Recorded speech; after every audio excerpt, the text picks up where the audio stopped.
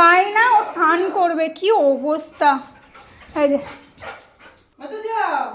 অবস্থা দেখো, ওর মা ভিজে গেছে বলে স্নান করতে এসছে ওর মা, আর ও এসে আগে লাইন দিয়েছে আমি নানু করব।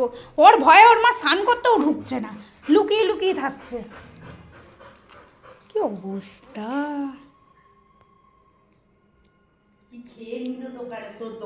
যা যা দোকান থেকে সব চুরি করে নিচ্ছে, যা।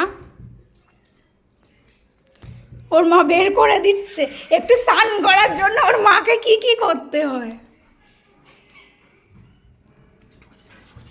আমি এদিকে যাবো, তুমি দরজা দিয়ে দেবো বলে? আচ্ছা, কি অবস্থা দেখছেন, আমাদের বাড়িতে কেউ স্নান করতে যেতে হলে তাকে কত কিছু ফেস করতে হবে।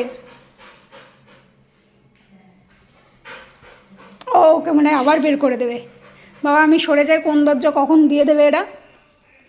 ওকে বের করে দরজা দেওয়ার চেষ্টা চলছে, না হলে ও না রোজ সেই স্নান করার জন্য বাথরুমের দরজার সেই নখগুলো ভেঙে দিচ্ছে।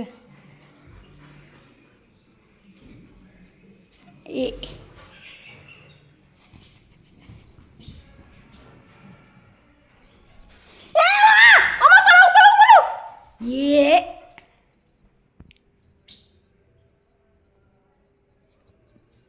ওর মা সত্যি সত্যি দরজা দিয়ে দিয়েছে। হি বাবা, এই যে এই শাওয়ার ছেড়েছে ওর মা, ব্যাস কেলেঙ্কারি করেছে।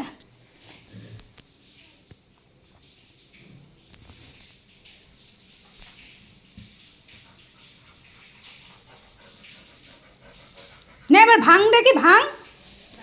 হ্যাঁ ফবো ফবো করছে, তো যে ভাঙ, ধাক্কা মার ধাক্কা মার, নে দেখি কত ধাক্কা মারতে পারিস।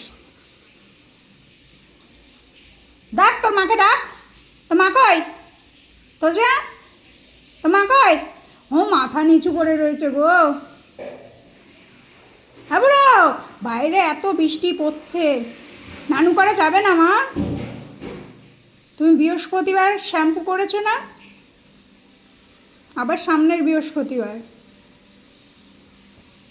তখন তো গা মুছে দেওয়া হয় শোনা।